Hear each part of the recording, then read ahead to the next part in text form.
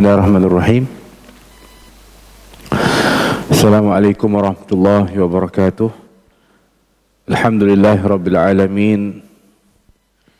Wal aqibatu lil muttaqin wala udwana illa 'alal zalimin. Wassalatu wassalamu ala asyrafil mursalin wa imamil muttaqin sayyidina maulana Muhammadin wa ala alihi wa sahbihi ajma'in. Subhanaka la ilma lana illa ma 'allamtana innaka antal alimul hakim. ولا حول ولا قوة إلا بالله العلي العظيم. أما بعد نوينا تعلم وتعليم وتذكر وتذكير نفع والانتفاع والإفادة استفادة والحث على التمسك بكتاب الله وسنة رسوله صلى الله عليه وسلم ودعاء إلى الهدى ودلالة على الخير ابتغاء وجه الله مرضاته وقربه وثوابه سبحانه وتعالى.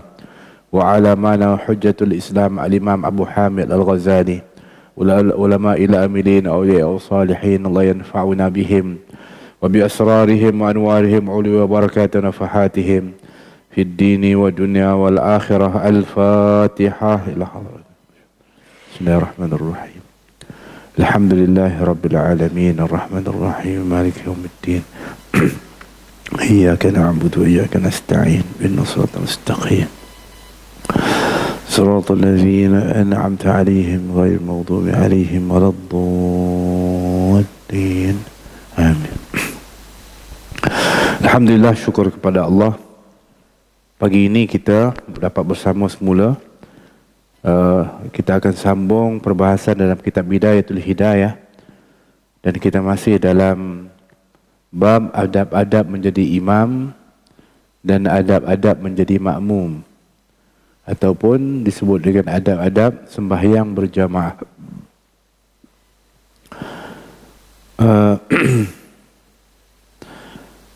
Kita sampai kepada yang kelima.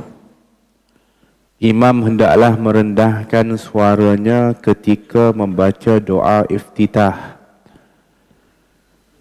seperti halnya orang yang sembahyang sendirian. Dan hendaklah imam meninggikan suaranya ketika membaca surah Al-Fatihah dan surah yang setelahnya pada sembahyang subuh dan 2 rakaat yang permulaan daripada sembahyang maghrib dan isyak. Dan begitulah pula orang yang sembahyang sendirian.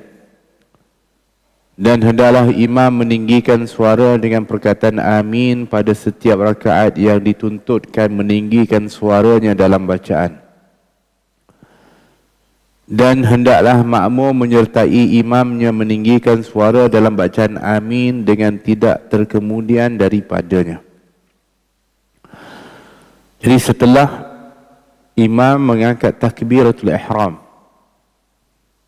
seperti mana yang sebelumnya disebutkan, imam angkat takbiratul ihram dengan mengangkat suara untuk supaya didengar oleh makmum. Dan makmum mengetahui pergerakan imam itu dengan 2 perkara. Yang pertama dengan apa yang dilihat, yang kedua dengan apa yang didengar. Oleh kerana itu pergerakan imam hendaklah diketahui oleh makmum.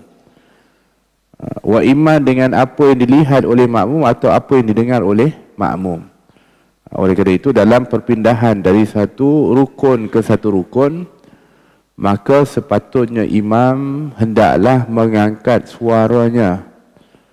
Seperti juga di dalam takbiratul ihram, maka imam mengangkat suara supaya makmum tahu bahawa salat itu telah pun dimulakan. Barulah setelah itu makmum pula mengangkat takbir tanpa mengangkat suara. Yang mengangkat suara ni hanya imam saja, iaitu imam mengangkat takbir Allahu Akbar. Makmum pun kena mengangkat takbir, ke takbiratul ihram adalah rukun di dalam salat. Dan rukun di situ adalah rukun qauli. Kita dah bahaskan tentang rukun-rukun salat yang terbahagi kepada 3, rukun qalbi, rukun fi'li, rukun qauli. Rukun qauli maknanya sesuatu yang dilafazkan dan tak sah bagi seseorang itu apabila rukun itu rukun qauli, dia tak lafazkan dengan sempurna, sama ada lafaz tak lafazkan sama sekali atau tak lafazkan dengan sempurna. Takbiratul ihram adalah rukun qauli, mesti sebut Allahu Akbar, mesti. Tak boleh dalam hati, tak sah. Atau Allah Akbar dalam hati, tak sah. Itu kita dah bahaskan sebelumnya. Jadi apabila imam mengangkat takbiratul ihram Allahu Akbar, maka makmum kemudian setelah itu mengangkat takbiratul ihram, tapi tak perlu mengangkat suara seperti imam. Tapi perlu tak untuk dia lafazkan? Ya, wajib, kerana itu rukun. Jadi bagaimana mengangkat dengan sekadar didengar dirinya sendiri. Supaya apa? Supaya tidak mengganggu kepada jamaah yang lain. Jadi kalau kita imam Allahu Akbar juga kita, bermakna kita ni akan mengganggu kepada jamaah yang lain. Sebab tu setiap daripada bacaan-bacaan di dalam solat, walaupun di situ adanya rukun qauli, dan kita sebagai makmum, maka kita disuruh untuk membacanya dengan kadar didengar, dilafazkan dan didengar, diketahui oleh diri sendiri, tanpa mengganggu kepada jamaah yang lain. Faham yang maksudnya? Contohnya Al-Fatihah itu rukun qauli, mesti dibaca. Tapi kalau kita baca kuat sehingga mengganggu kepada jamaah yang lain, maka kita perbuatan itu menjadi makruh. Itu baca dalam solat. Kalau yang dibaca itu di luar solat, mengganggu orang yang solat, itu lebih sepatutnya dijaga. Hakata disebutkan. Baik, setelah mengangkat takbiratul ihram, imam membaca doa iftitah seperti mana yang disunnahkan ketika seseorang memulakan solat. Di rakaat yang pertama, maka hendaklah dimulakan dengan bacaan doa iftitah. Hukumnya adalah sunnah, dan sunnahnya sunnah hayat atau sunnah hayah. Sunnah terbahagi dua dalam solat, sunnah hayah dan sunnah ab'ad. Sunnah hayah ialah sunnah yang kalau sekiranya seseorang itu melaksanakannya, maka akan cantiklah dan mendapatkan ganjaran.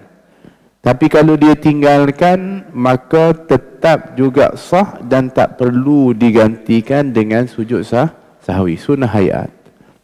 Adapun sunnah ab'ad adalah solat yang kalau rukun adalah sunnah yang kalau ditinggalkan, maka akan cacatlah salatnya, tapi sah, dan hendaklah sepatutnya digantikan dengan sujud sahwi. So, membaca doa iftitah itu sunnah hayat, tapi adalah suatu amalan yang sepatutnya kita laksanakan. Imam setelah mengangkat takbiratul ihram, dia akan baca doa iftitah dan membaca dalam keadaan tidak mengangkat suara, kerana dia adalah sunnah.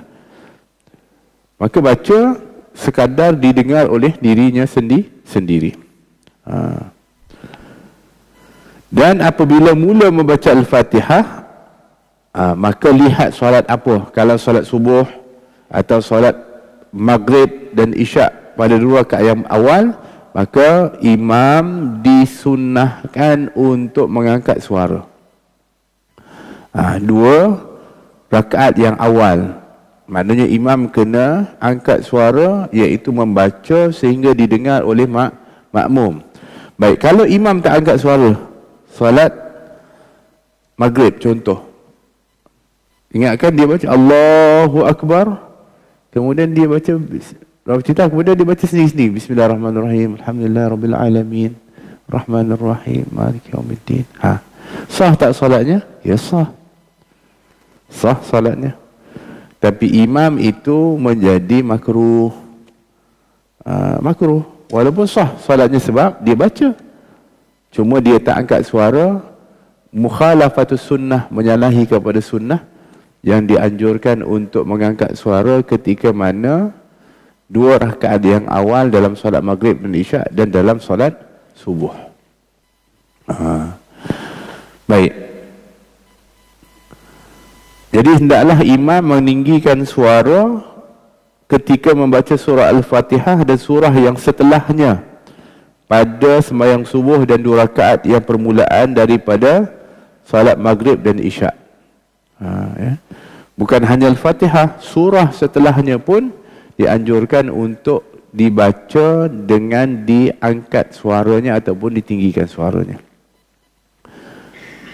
Dan begitulah pula orang yang sembahyang sendirian. Maksudnya Imam Ghazali pun nak bagi tahu kat kita, kalau kita ni solat sendiri, walaupun kita dianjurkan jangan solat tu sendiri, berusahalah untuk solat berjamaah. Tapi pada sesuatu keadaan kadang-kadang kita tak sempat nak solat jamaah, tiba-tiba terpaksa solat sendiri. Contoh maghrib ke isyak ke atau subuh, pun tetap disunnahkan bagi dia, kalaupun seorang-seorang dia solat, ketika pada rakaat yang awal tu, dua rakaat yang awal, ketika membaca Fatihah dan surah juga disuruh untuk dibaca dengan dikuatkan suara.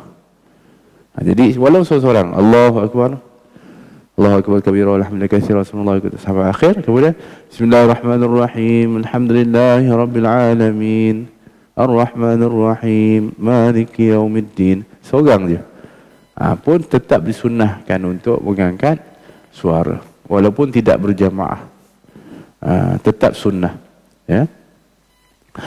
Dan hendaklah imam meninggikan suaranya dengan perkataan amin pada setiap rakaat yang ditutup meninggikan suara. Jadi kalau tadi dituntut untuk dibaca oleh imam suratul Fatihah dengan diangkat suara pada dua rakaat yang awal, begitulah perkataan amin. Dan perkataan amin itu bukan daripada suratul Fatihah, dia adalah tambahan. Cuma dia disunnahkan setiap kali membaca suratul Fatihah untuk mengucapkan amin. Kita kalau baca suratul Fatihah disunnahkan di akhir setelah waladhdallin tu mengucapkan amin. Baik itu di dalam solat atau di luar solat. Ya.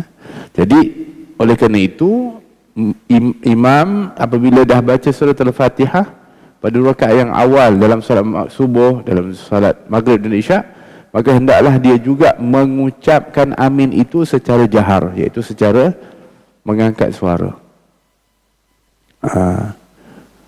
Jadi kalau sekiranya imam tak sebut Allah waladdallin, dia tak mengangkat suara, dia sendiri amin, boleh, kerana itu sunnah.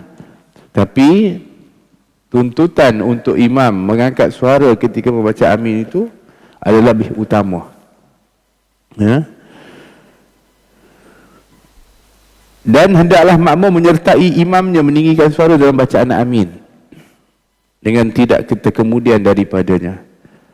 Begitulah juga bukan hanya imam yang disunnahkan, dianjurkan untuk mengangkat suara ketika amin, makmum pun sebenarnya disunnahkan untuk mengucapkan amin dengan kuat, dengan diangkat suara dalam setelah bacaan Fatihah imam.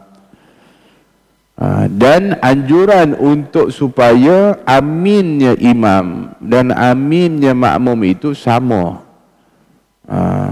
kerana ada fadilat mengucapkan amin bersamaan di antara imam dan makmum. Itu disebutkan dalam hadis baginda Rasulullah SAW. Dalam hadis Nabi bersabda, man waffaqa ta'minuhu ta'minul malaikah ghufira lahu ma taqaddama min dhanbih. Barang siapa yang bersamaan aminnya dengan aminnya para malaikat, maka akan diampunkan dosanya yang lalu. Masya Allah, besarnya dia punya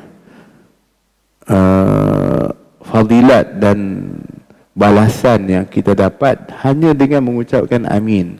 Cuma amin itu kata Nabi bertepatan dengan aminnya para malaikat. Bila aminnya malaikat? Iaitu ketika aminnya imam. So, setelah waladdallin, Imam pun ambil nafas, amin, kita amin bersama dengan imam. Imam punya amin tu akan seiring dengan aminnya malaikat. Malaikat pun sedang mengaminkan juga. So kita yang makmum ni amin kat belakang tu dikira bersamaan amin dengan para malaikat, maka ganjarannya akan diberikan keampunan oleh Allah daripada dosa-dosanya yang lalu, iaitu dosa-dosa kecil dia yang dulu ni akan diampunkan oleh Allah. Di situ pun sebenarnya memberikan faham kepada kita fadilat solat berjamaah. Dan itu hanya didapatkan oleh orang yang solat jamaah saja. Kalau kita solat sendiri, kita baca Fatihah tadi, kemudian waladhdallin, kita pun amin, tak dapat fadilat tu. Dapat fadilat amin je lah, tapi tak dapat fadilat amin bersama malaikat. Wajib. Itu dah nampak dah. Itu saja sudah memperlihatkan besarnya perbezaan di antara solat berjamaah dengan solat sendiri. Itu baru satu, belum yang tadi takbiratul ihram setelah imam, itu ada fadilat dia. Kata Nabi, lebih baik daripada dunia dan seisinya. Dapat takbiratul ihram setelah imam. Kemudian belum lagi amin, nanti kita akan pergi kepada yang lain. Itu fadilat-fadilat yang hanya didapatkan oleh orang yang melaksanakan solat secara berjamaah. Jadi oleh kerana itu, wahai imam, pastikan kamu setelah membaca Al-Fatihah itu membaca amin secara jahar supaya didengar oleh makmum, untuk makmum pula dapat amin bersama dengan kamu wahai imam. Ini adab sebagai imam, supaya fadilat itu didapatkan oleh semua. Janganlah imam pula waladhdallin amin, sudah, makmum walau tak dan. Kita panggil apa? Seragamkan, cantikkan kebersamaan itu. Itu pun nak menunjukkan satu hati. Sebab tu Nabi SAW ketika mana membentuk saf dalam solat, Nabi mengatakan sawu sufakum, luruskan saf, sadul khalal, penuhkan ruang yang kosong. Fa inna tasfiyata sufuf, kerana dengan sempurna saf itu adalah tanda sempurnanya solat. Dalam riwayat yang lain, sesungguhnya Allah, saf yang kamu bina itu, sekiranya dia baik, maka baiklah disatukan hati oleh Allah SWT. Masya Allah. Saf itu dikaitkan dengan penyatuan hati, ataupun kita panggil, Nabi kaitkan dengan, kita panggil hubungan yang baik. Sama juga dalam pergerakan salat dan juga dalam lafaz yang disuruh untuk kita bersama-sama. Itu untuk menunjukkan penyatuan jiwa hati di antara kaum muslimin. Yang hari ini menjadi problem paling besar adalah perpecahan di antara kaum muslimin. Tak satu hati. Sebab apa? Dalam salat pun tak sehati jiwa. Disuruh untuk kita ni sama dalam saf, dalam pergerakan, dalam lafaz dan ucapan yang disuruh untuk seragam, untuk menunjukkan kebersamaan di antara kita. Kalau sekiranya sama, maka Allah akan satukan dan kuatkan di ukhuwah dan kesatuan itu. Tapi kalau berbeza-beza, maka akan dijadikan dianya penyebab perpecahan dan juga perselisihan di antara satu dengan yang lain. So, kalau boleh tu, contohnya di masjid kita ni, kita dah kenal imam-imam kita, bacaan Al-Fatihah dia, kalau dia waladhdallin, kemudian dia akan berhenti sekejap, kemudian amin, supaya tak ada orang yang lebih dahulu, kemudian atau orang yang terlambat. So, seragam. Itu adalah paling cantik kalau sekiranya solatnya berjamaah. Baik, yang keenam adalah imam berdiam sebentar setelah membaca surah Al-Fatihah untuk dapat mengambil nafasnya dengan sempurna. Dan hendaklah makmum mengambil kesempatan masa berdiam imam ini untuk membaca suratul Fatihah. Maka dengan demikian makmum akan dapat sepenuhnya mendengar bacaan imam. Dan makmum jangan membaca surah kecuali jika ia tidak mendengar bacaan imamnya. Jadi setelah mendengar bacaan Fatihah imam, Dan ini adalah merupakan yang paling utama dan afdal apabila imam membaca suratul Fatihah, maka hendaklah makmum diam dan mendengar bacaan imam. Dan setelah membaca suratul Fatihah oleh imam, hendaklah imam kalau boleh sebaiknya dia memberi ruang kepada makmum untuk membaca suratul Fatihah, atau sekurang-kurangnya memulakan bacaan suratul Fatihah sebelum imam mula membaca surah. Tapi kalau lebih cantik, memang dia bagi ruang tu, makmum boleh baca Fatihah tu dalam kadar yang sederhana lah. Ya, waladhdallin, amin, diam sekejap, baca. Makmum dah mula baca Bismillahirrahmanirrahim, Alhamdulillahirrabbilalamin, Ar-Rahmanirrahim, Maliki Yaumiddin, bagi masa. Kemudian barulah mula membaca surah oleh imam. Itu paling cantik. Supaya apa? Supaya pertama, makmum ketika baca surah Al-Fatihah dia boleh untuk menghayatinya dan boleh baca dengan kita panggil dengan sempurna. Kadang-kadang kalau dia tengah baca orang imam baca surah, dia dah kita panggil apa? Bercampur aduk bacaan dan dengar daripada bacaan imam. Walaupun tak salah bagi imam untuk dia nak mulakan baca surah setelah Fatihah, tapi alangkah cantiknya, ada ini panggil adab bagi seorang imam, kalau boleh hendaklah dia berhenti sekejap setelah surah Al-Fatihah dia baca tadi, untuk memberi ruang kepada makmum memulakan bacaan surah Al-Fatihah sekurang-kurangnya, kalau boleh separuh, kalau boleh sampai habis boleh baca cantik, cuma bukanlah dengan bacaan dengan ruang yang begitu panjang lah, sekadarnya disebutkan, berikan kepada makmum. Supaya apa? Supaya dapat dua fadilat. Yang pertama sekali ialah ketika membaca surah Al-Fatihah oleh makmum, dia tidak terganggu dengan bacaan surah imam. Yang keduanya, supaya apabila imam membaca surah, makmum boleh untuk menghayati bacaan dan mendengar bacaan imam, mengambil daripada apa yang disebut oleh Allah, wa idza quri'al Qur'an fastami'u lahu wa ansitu. Apabila kamu dibacakan Al-Quran, maka hendaklah kamu dengar dan diam. Jadi itu yang sebabnya ada dalam pendapat mengatakan kalau sekiranya imam membaca, hendaklah kita jangan baca apa-apa, kita dengar je imam baca.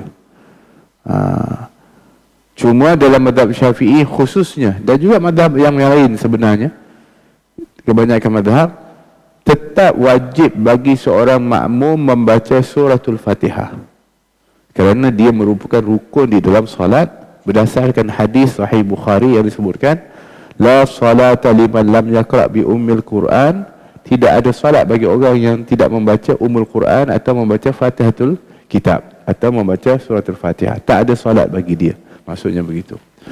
Jadi nak tak nak memang kena baca suratul Fatihah.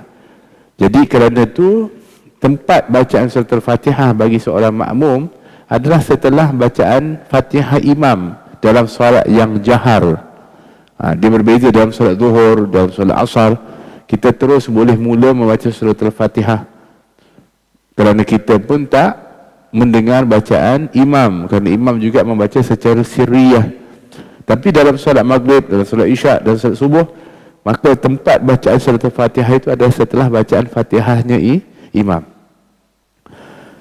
Cuma kalau sekiranya dibimbangi atau mungkin kita memang mengetahui imam ni jenis imam yang cepat dan juga surah dia yang baca surah pendek, contoh. Dan ini memang terkenal imam ni, contoh. Asal dia waladhdallin, amin, bismillahirrahmanirrahim, inna a'tainakal kautsar.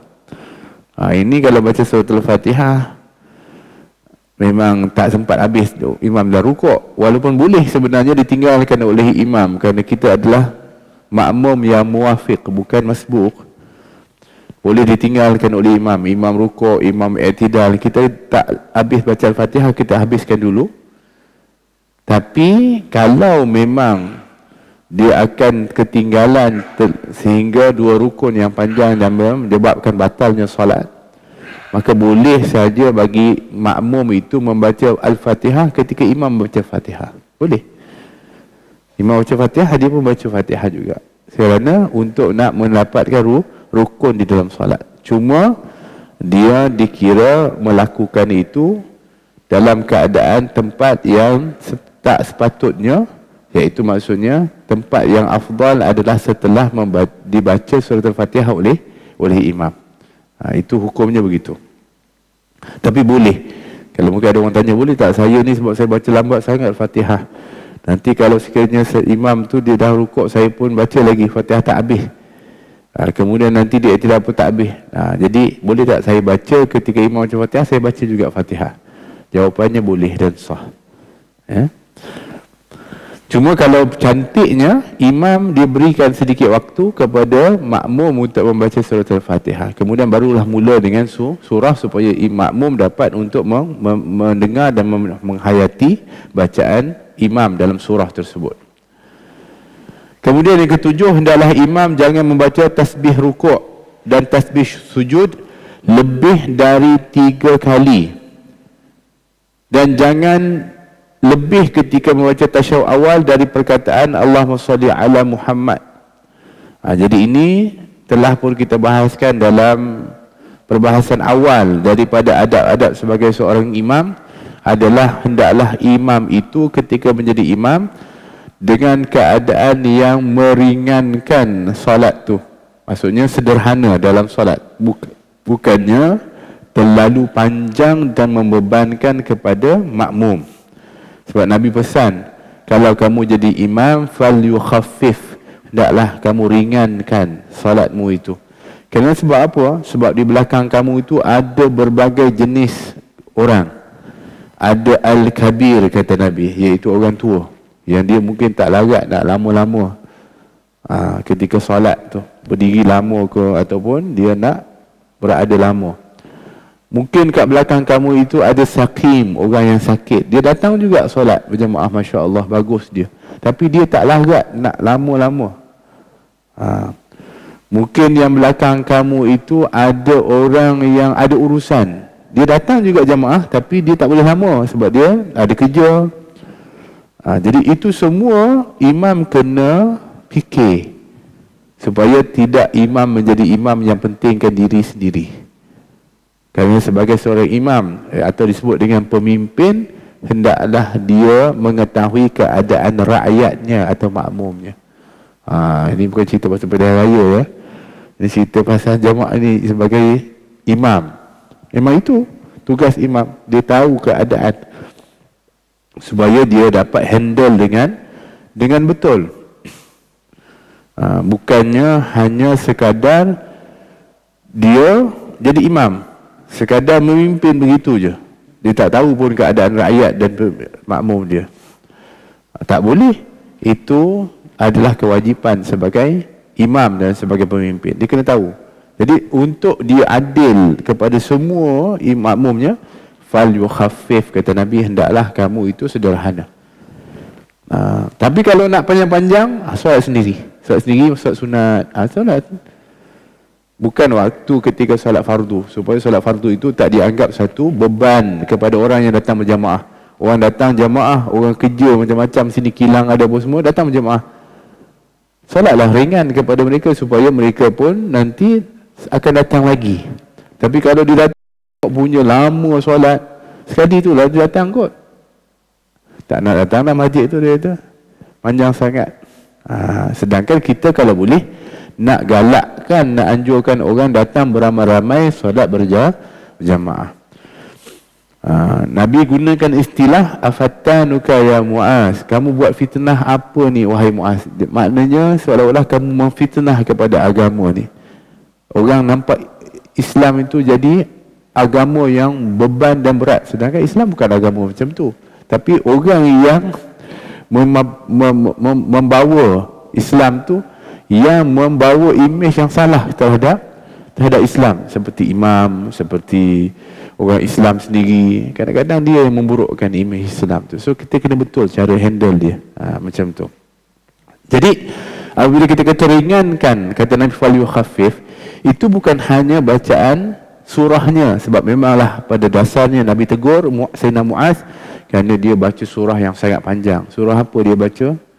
Solat Isyak tu surah Al-Baqarah. Memang panjang sungguh.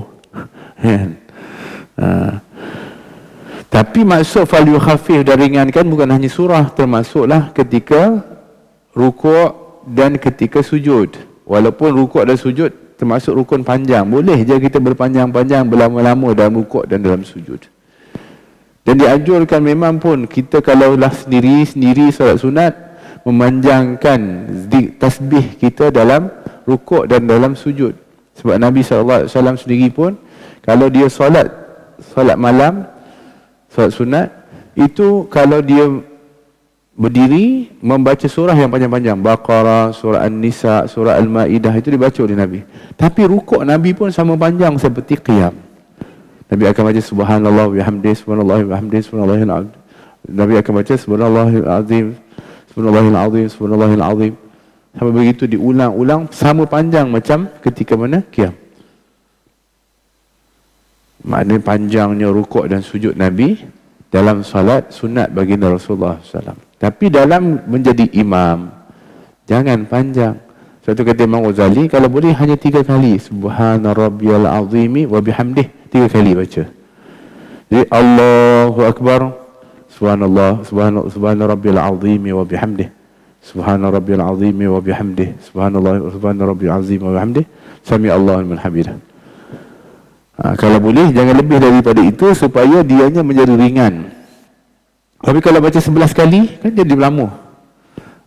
Jadi kalau lama mungkin bagi kita okey, saya okey je 11 kali. Imamnya muda, imamnya kuat, sihat. Tapi orang di belakang dia rukuk, lama imam ni. Kan mungkin dia pun tak larat, mungkin dia pun ada tak sihat, pening kepala dia mungkin. Begitu juga sujud, sama juga. Bagi kita okey sujud, memang kita kalau boleh nak lama-lama. Kata Nabi, saat yang paling dekat seorang hamba kepada Allah adalah ketika sujud. Maka fa'aksiru fihi doa, maka banyakkan dalamnya doa, kata Nabi. Tapi anjuran itu maksudnya dalam solat sunat, bukannya ketika jadi imam. Kesian makmum, dia sujud lama. Mungkin antara mereka tak mampu nak sujud lama macam kita. Ada orang yang kalau sujud lama dia pening, boleh jadi. Maka sebab tu hendaklah kalau kita jadi imam, kita kena fikirkan semua tu.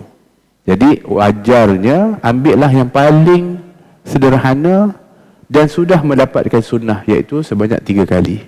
Cukup. Ya. Termasuk juga tasyahud awal. Habis tasyahud bacalah sampai kepada yang telah ditetapkan, tak perlu nak lanjut sampai seperti baca tasyahud akhir. Sampai Allahumma sholli ala Sayyidina Muhammad dah. Kemudian Allahu Akbar, supaya dia menjadi ringkas dan ringan. Ini semua adalah adab sebagai seorang imam ketika mengendalikan dan memimpin di dalam solat. Yang ke-8, hendaklah imam jangan membaca selain dari surah Al-Fatihah pada 2 rakaat yang terakhir pada sembahyang yang 3 atau 4 rakaat. Jadi sama juga tadi kalau baca dalam solat subuh, maghrib, isyak, dia baca secara jahar, secara mengangkat suara, dapat didengar oleh makmum.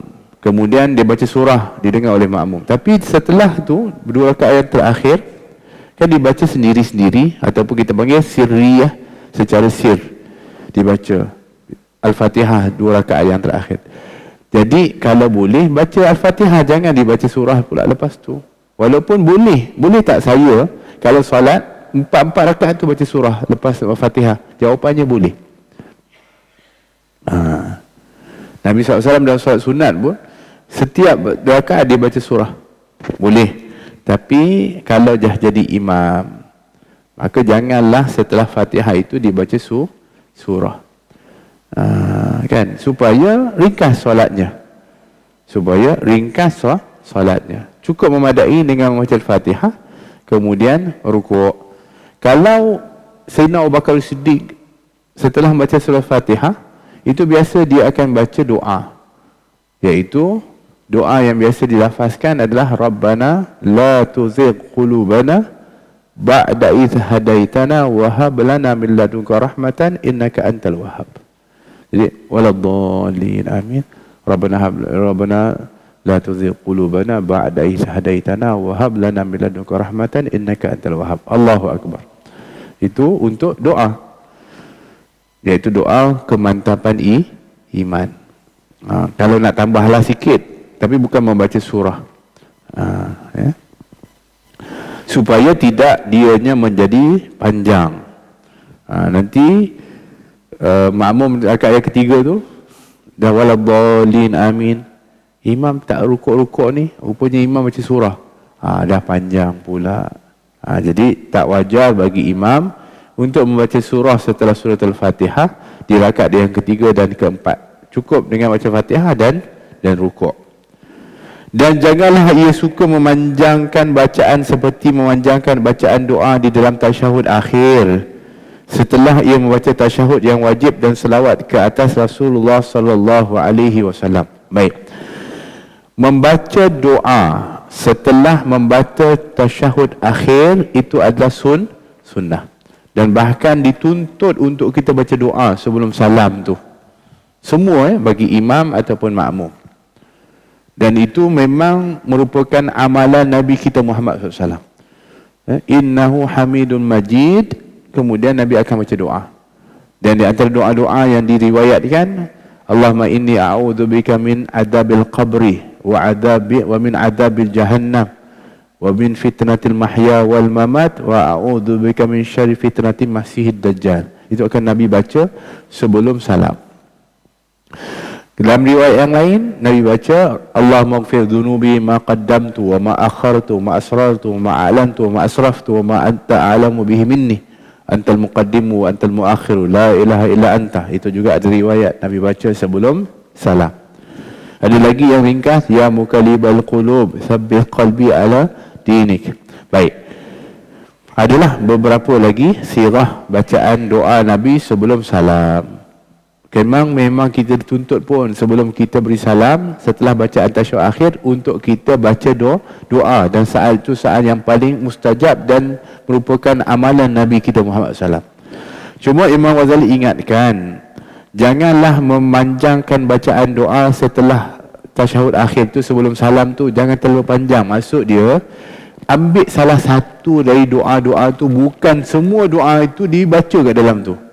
Yang tu pun baca, yang riwayat yang kedua membaca, dekat ketiga riwayat lain pun dibaca, dikumpulkan dalam satu tasyahud tu. Ya panjang lah, bila nak salam je orang innahu hamidun majid dah baca dah apa doa, tak salam lagi, punya lama. Rupanya semua doa-doa yang dia tahu dalam riwayat tu dia baca. Pilih salah satu. Kita ada 5 waktu, yang ni waktu ni baca doa yang ni, nanti waktu lain baca doa yang bukannya gabungkan, kecuali kalau kita solat sendiri-sendiri, solat sunat, silakan. Tapi kalau jadi imam, pilih salah satu doa sudah. Itu maksud dia, supaya tidak akan panjang dan membebankan kepada makmum. Yang kesembilan, hendaklah imam berniat ketika memberi salam itu akan mengucapkan salam kepada ahli jamaah, dan ahli jamaah pula berniat dengan salam mereka itu menjawab akan salam imam. Itu bab tentang salam. Assalamualaikum warahmatullahi. Imam niatkan memberi salam juga kepada jamaah yang berada di sebelah kanan, kepada para malaikat, kepada semua makhluk-makhluk yang beriman di sebelah kanan. Assalamualaikum warahmatullahi. Begitu juga niat pula di sebelah kiri. Imam makmum pula ketika memberi salam, niatkan pula seperti menjawab salamnya imam dan memberi salam kepada imam. Ini semua adalah adab, tak ada masalah lah bab tu. Yang ke-10, hendaklah imam duduk sebentar setelah selesai daripada salamnya. Jadi bukanlah imam ni setelah Assalamualaikum warahmatullahi wabarakatuh bangun tinggalkan jamaah. Tak. Sunnah dan ini merupakan amalan Nabi SAW. Setelah selesai daripada salatnya bersama dengan para sahabat, Nabi akan duduk sekejap. Kalau dalam solat maghrib dan juga subuh, Nabi akan duduk menghadap kiblat sehinggalah selesai membaca la ilaha illallah wahdahu la syarikalah lahul mulku wa lahul hamdu yuhyi wa yumitu wa huwa ala kulli syai'in qadir 10 kali, baru Nabi akan beralih. Tapi kalau yang lain, setelah istighfar Nabi akan menghadap sebelah kanan.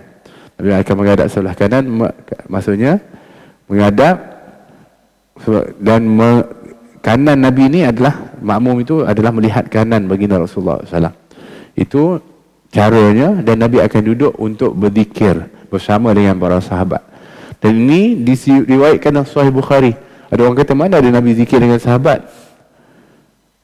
Ada, sebab dalam Sahih Bukhari disebutkan ketika Abdullah bin Abbas radhiyallahu anhuma, dia kata, saya mengetahui bahawa Nabi dan sahabat selesai solat. Sebab dia budak-budak masa tu, dia tak solat, mungkin dia main-main, dia duduk kat luar masjid, tapi dia tahu, oh Nabi dah selesai dengan sahabat solat. Macam mana dia tahu? Dalam disebut dalam riwayat tu, apabila mendengar zikir Nabi dan dengan para sahabat. Maknanya di luar masjid dia dengar Nabi baca zikir, kat dalam tu bersama dengan para sahabat. Maknanya apa? Maknanya Nabi berzikir, dan maknanya Nabi berzikir dengan mengangkat suara bersama dengan para sahabat. Cuma ada pendapat mengatakan, oh itu kerana Nabi nak ajar sahabat zikir. Jadi kalau dah pandai, tak perlulah zikir bersama ramai-ramai, mengangkat suara. Tak apalah, maknanya kita pun hari ini, imam pun nak ajak sama-sama makmum berzikir. Dengan sebab itulah makmum akan duduk dapat untuk panduan, dapat berzikir sama-sama. Sebab kalau imam tak pimpin zikir, makmum lost. Pimpin pun kadang-kadang tak baca juga, duduk saja je. Lagi pula kalau sendiri-sendiri, lagilah tak baca. Baguslah kalau imam dapat untuk pimpin dan bimbing kita dalam berzikir, supaya kita pun dapat panduan dalam zikir yang dituntut untuk dibaca setelah solat. Dan hendaklah dia menghadap kepada para makmum dengan mukanya, dan jangan menoleh ke kiri atau ke kanan. So, yang dalam sunnah disebutkan dia menghadap ke arah kanan, menganankan kepada makmum. Ada juga menyatakan dia menghadap ke arah makmum, terus menghadap ke arah makmum, pusing menghadap ke arah makmum. Dan jika ada jamaah perempuan di kalangan makmum itu, maka hendaklah mereka bangkit lebih awal. Ini kalau sekiranya tempat-tempat yang tak ada halangan dan hadangan seperti itu. Jadi kalau imam menghadap ke arah makmum, ni imam lelaki, kemudian belakang pula makmum perempuan, akan nampak pula orang perempuan. Jadi kalau wajar, sebaiknya kalau dalam keadaan itu, jamaah perempuan bangun dan pergi ke tempat yang terlindung, supaya taklah imam tu pergi tengok, nanti tengok kepada orang-orang perempuan. Macam tu. Dan janganlah ada di kalangan makmum lelaki-lelaki itu orang yang bangkit meninggalkan tempat duduknya sebelum imam bangkit dari tempat duduknya. Macam tu. Maksudnya kalau sebaiknya sebagai seorang makmum dan adab sebagai seorang makmum, tak wajar kalau imam tu dia belum bangun dari tempat dia, makmum bangun lebih dahulu. Walaupun ini dah selesai solat, kita hanya terikat dengan imam ketika solat. Betul? Kita hanya terikat dengan imam ketika solat. Setelah salam, kita dah kira sudah tidak lagi terikat dengan imam. Tetapi secara adabnya, kita masih lagi terikat dengan imam. Maksudnya kita masih lagi dengan secara adabnya bersama dengan imam. Dan tak wajar bagi makmum untuk bangun meninggalkan imam ataupun lebih dahulu daripada imam. Macam tu. Kecuali kalau ada keperluan dan hajat. Itu je lah. Tapi kalau memang, yelah, dah habislah tugas imam, aku sendiri-sendiri, maka itu kurang disebutkan dari segi sudut adabnya. Sebab itu dalam solat tarawih sebenarnya ada hadis yang Nabi sebut, dan juga anjuran untuk bersama dengan imam sehingga selesai. Untuk bersama dengan imam sehingga selesai, supaya mendapat fadilat berjamaah itu, dan juga dikira orang yang bersama dengan imam atau berjamaah itu sampai akhirnya. Sampai begitu sekali, ya. Dan hendaklah imam bangkit dari tempat duduknya menuju ke sebelah kanan atau kiri, tetapi menuju sebelah kanan itu adalah lebih afdal. Maksudnya kalau imam dah selesai, sama dah doa apa semua, nak bangun, nak meninggalkan tempat dia, sebaiknya imam keluar sama ada di belah kanan atau belah kiri, tapi yang lebih baik adalah sebelah kanan. Cuma hari ini amalan yang biasa orang buat, salam lah, bersalaman, baguslah di sebelah kanan, bersalaman setelah solat. Walaupun ada yang mempersoalkan mana ada sunnah ataupun panggil amalan dulu lepas solat tu salam. Tak apalah, sebab ini amalan yang baik. Bersalaman itu ada anjurannya, dan juga kita panggil beramah mesra dalam perkara yang memperkukuh kepada ukhuwah. Asbab kepada itu dibolehkan. Kita tak mengatakan sunnah dan wajib untuk selepas solat kita bersalaman, tidak. Tapi ini adat yang baik, iaitu selepas solat kita bersalaman. Dan bersalaman itu secara amnya memang dianjurkan, kerana musafahah atau bersalaman bagi seorang yang bertemu, maka apabila dia bersalaman, maka akan gugurlah dosa di antara keduanya itu, kata hadis baginda Rasulullah sallallahu alaihi wasallam. Baik, ke-11, janganlah imam mengkhususkan dirinya dengan doa ketika membaca kunut dalam sembahyang subuh, seperti kunut orang yang sembahyang sendirian. Seperti dia berkata, Allahumma hadini fi man hadait, wa afini fi man afait, wa tawallani fi man tawallait, wa barik li fi ma atai, wa qini syarra ma qadait. Jadi kalau dia jadi imam, janganlah dia doa untuk diri sendiri. Jadi janganlah, ya Allah, disebutkan, tunjukkanlah aku bersama orang yang telah kau tunjuki. Hidayahkan aku, jangan aku, kami. Jadi jangan Allah mahdini, Allah mahdina. Walaupun imam kalau dia baca Allah mahdini pun tetap sah juga, dan juga tetap juga dapat pahala membaca doa kunut. Tapi dikira dia penting diri sendirilah, dia doa diri sendiri je. Sepatutnya dia doakan bersamalah dengan jamaah. Allah mahdina fi man hadait wa afina, macam itu. Al-Imam Abdullah bin Al-Haddad dalam fatwa dia kata, bukan hanya ketika menjadi imam, hatta kalau kita solat sendiri pun. Contohlah kita solat subuh tertinggal, tak dapat solat jamaah, solat sendiri pun dianjurkan untuk kita baca Allah mahdina fi man hadait.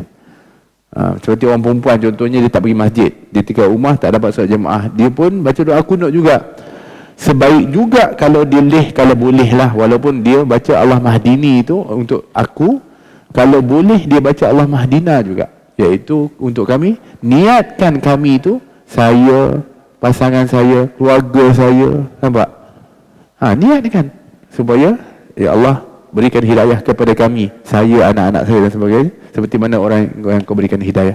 Wa afina, dan berikan afiah kepada kami, saya, anak-anak saya dan juga keluarga saya, seperti mana orang yang diberikan afiah. Macam tu, supaya kita ni selalu jadi orang yang bukan selfish. Islam tak ajarkan kita pentingkan diri sendiri, kita diajar untuk nak memprihatin kepada orang lain. Doa ni kalau boleh jangan kedekut sangat. Share doa kita, doakan orang lain juga, macam tu maksud dia. Apatah lagi kalau jadi imam, lagilah sepatutnya kita baca dengan cara kita berdoa untuk semua, untuk orang semuanya. Baik, yang terakhir, dan hendaklah imam meninggikan suaranya dengan kunut, dan para makmum hendaklah mengaminkannya di belakang. Allah mahdina fi man hadait, amin. Imam, makmum disunnahkan amin. Wa afina fi man afait, amin. Sebab itu doa disuruh untuk kita ni, apabila ada yang mau baca doa, kita mengaminkan. Kan? Jadi ketika mana bacaan itu sampailah waqina syarra ma qadait, kita amin. Baik. Dan hendaklah mengaminkannya di belakang, dan janganlah mereka mengangkat tangan ketika berkunut, kerana perkara itu tidak sabit datang daripada perbuatan Rasulullah SAW. Imam Ghazali, pendapat dia berbeza dengan para ashabu Syafi'iyah yang lain. Bagi dia, kunut itu tak perlu mengangkat tangan. Itu pendapat dia. Ini pendapat Imam Al-Ghazali. Tapi pendapat ini disebutkan adalah dhaif kalau mengikut perbahasan dari kalangan ashabu Syafi'iyah ataupun ulama-ulama Syafi'iyah. Pendapat yang kuat ialah sunat mengangkat tangan ketika membaca kunut. Kita boleh tengok dalam banyak daripada dalil dan juga apa yang dikedepankan oleh para a'immah seperti Imam Nawawi dan sebagainya. Baik. Tapi tak apalah, maksud ini perbezaan pendapat itu berlaku hatta dalam mazhab pun. Sebab tu, dan dia merupakan kelebihan. Contohlah kalau orang yang qada solat. Dia qada solat. Tapi kalau nanti qadanya solat subuh di depan orang kalau kita angkat tangan, ini solat subuh ni apa ni? Ini qada ni. Oh, ni mesti dulu dia tinggal subuh. Malu. Boleh ambil pendapat Imam Ghazali, tak payah angkat tangan. Sami Allahu liman hamidah. Allahumma hadini fi man hadayt, Allahumma hadina fi man hadayt wa afina fi man afait. Boleh lah. Maknanya ada dia punya kelebihan dia. Perbezaan itu ada bukannya membawa kekurangan, tapi membawa kelebihan. Macam juga batal wuduk. Kita kat Mekah sekarang ni, kita mengambil pendapat yang marjuh dalam mazhab Syafi'i, bersentuhan kulit dengan kulit itu tak batal wuduk. Kecuali kalau ada syahwat. Kita ambil pendapat yang marjuh dalam pendapat dari kalangan mazhab Syafi'i. Itu hanya di Mekah lah, kerana masyakkah dia, kerana keadaan tu. Tapi tempat lain batal lah persentuhan lelaki dan perempuan tu. Maknanya ada kelebihan perbezaan itu. Bukannya membawa perpecahan, tapi kelebihan.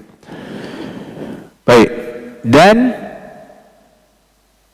kemudian para makmum dan imam hendaklah meneruskan bacaan sendiri-sendiri lafaz kunut hingga ke akhirnya. Jadi Allah mahdina fiman hadait, sebut amin sampailah waqina syarra ma qadait fa innaka taqdi wa la yuqda alaik. Ini disuruh kita, imam tak baca kuat dah, berhenti baca kuat tu, baca sendiri. Makmum pun baca sendiri, imam baca sendiri, makmum baca sendiri. Fa innaka taqdi wa la yuqda. Jadi ada orang tanya, kenapa tak baca semua sekali dengan cara terus kuat je? Kenapa yang ni direndahkan? Kerana yang tadi ni doa, yang ini bukan doa. Ini lebih kepada zikir, ini lebih kepada apa kita panggil khabar. Jadi berbeza. Kalau doa, kita kata Allah mahdina, ya Allah, kita doa, orang aminkan. Tapi ini bukan doa. Ini adalah merupakan daripada penyataan ataupun lebih kepada zikir. Jadi sebab tu dia dibaca sendiri-sendiri, imam dan makmum. Cuma ada perbezaan setelah daripada tabarak rabbana wa ta'alaita falakal hamdu ala ma qadait wa nastaghfiruka wa natubu ilaik. Kalaulah ada pendapat mengatakan dia dikuatkan balik, sebab wa nastaghfiruka wa atubu ilaik juga merupakan doa. Dan ya Allah, ampunkanlah, kami memohon ampun kepada Engkau dan bertaubat kepada Engkau. Itu juga doa, maka diaminkan oleh wassallallahu ala sayyidina Muhammad wa ala alihi wasallam. Maka itu adalah perbezaan di antara dalam bacaan surat, dalam bacaan qunut. Ke-12, janganlah makmum berdiri sendirian di belakang saf, tapi hendaklah dia masuk ke dalam saf atau menarik suara makmum yang ada di hadapan untuk bersama dengannya di saf yang baru. Jadi kalau sekiranya masuk masjid, semua saf dah penuh, tinggal kat belakang tu dia seorang-seorang, dia tak boleh solat seorang-seorang, satu seorang je kat belakang tu. Dia kena pastikan ada orang yang bersama dengan dia. Sekarang ni tak ada orang, dia seorang je. Macam mana nak kena buat? Dia kena ajak orang kat depan tu untuk undur jadi orang yang berdamping dengan dia. Dan ini jadi janggal sekarang ni nak buat. Maksudnya saf ni satu ni dah penuh, kita masuk, tengok kita seorang je. Kita nak solat saf yang kedua ni seorang-seorang, tak boleh. Walaupun sah, tapi dia jadi makruh. Jadi dia kena ada orang yang berdamping dengan dia. Siapa? Tak ada orang. So dia kena sentuh orang kat depan dia tu, orang tu kena undur untuk teman dia kat belakang.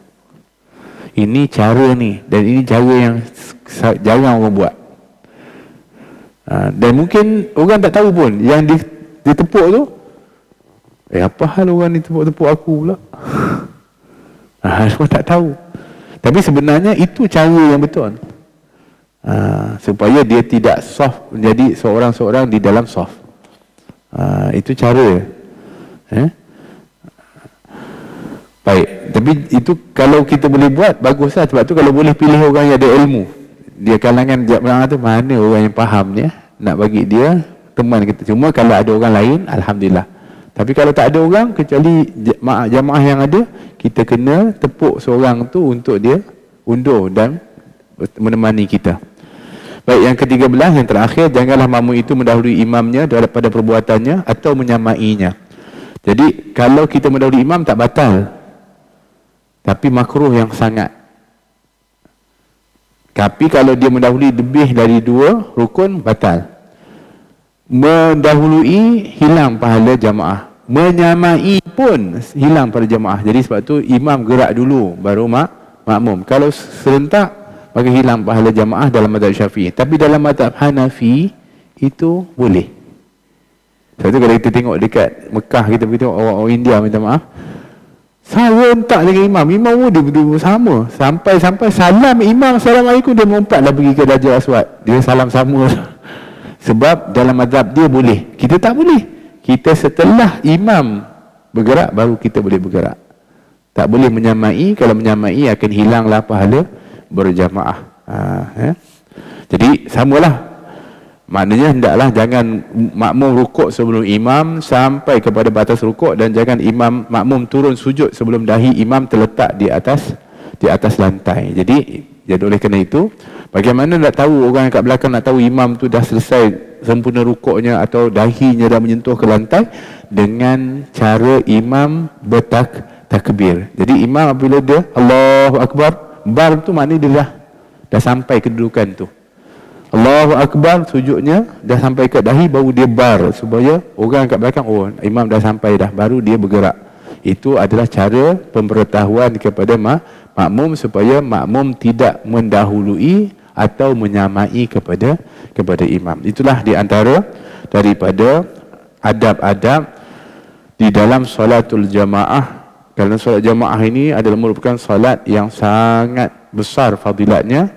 Salatul jamaah tafdulu min salati fadhi bi 27 darajah. Salat berjamaah itu lebih afdal dari salat bersendirian 27 darjat. 27 darjat ni bukan bermakna 27 anak tangga tu je. Satu darjat dengan darjat tu, Ibn Abbas kata 500 tahun perjalanan. Jadi kali dengan 27. Punya jauh dia nak tinggalkan orang solat sendiri-sendiri tu. Jadi tuan-tuan perempuan untung dapat datang masjid, dapat salat jemaah. Jauh dia punya ganjarannya cukup besar dan jauh perbezaan dengan solat sendirian. Tapi bukan untuk kita sombong, bukan untuk ujub, bukan. Tapi bersyukur kepada Allah kerana Allah beri taufik kepada kita untuk dapat kita datang masjid dan solat berjamaah. Dan mudah-mudahan Allah tambah nikmat itu. Terus Allah gerakkan diri kita ni, hati kita cenderung untuk solat berjamaah. Alhamdulillah. Tapi apabila solat jamaah, biarlah dengan adab-adab, dengan kesempurnaan. Mudah-mudahan insya-Allah Allah berikan ilmu yang manfaat dan keberkatan dalam waktu dan umur kita, dan diberikan rezeki yang halal dan thayyibah, dan mudah-mudahan Allah Subhanahu wa taala sentiasa memandu kita dengan taufik hidayahnya, dan diberikan oleh Allah kebahagiaan di dunia akhirat, bahagia dalam keluarga dan kehidupan rumah tangga kita, dan menjadikan anak kita saleh dan salehah ya rabbal alamin. Rabbana hab lana min azwajina wa dhurriyyatina qurrata a'yun waj'alna lil muttaqina imama. Rabbana atina fid dunya hasanah fil akhirati hasanah wa qina adzabannar.